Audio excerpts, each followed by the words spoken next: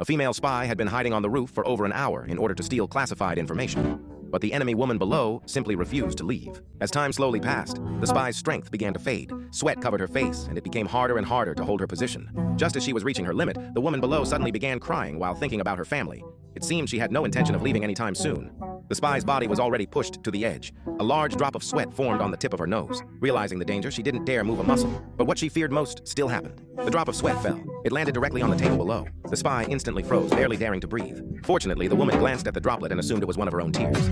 She casually wiped it away and paid no further attention to it. A few moments later, she finally left the room. The spy quickly jumped down from the roof. However, the noise she made was heard by the woman, who had not gone very far. Suspicious, she immediately returned and carefully searched the room. After finding nothing unusual, she left once again. Seizing the opportunity, the spy took out her tools and began working on the safe. Pressing her ear against the lock, she listened carefully while making small adjustments.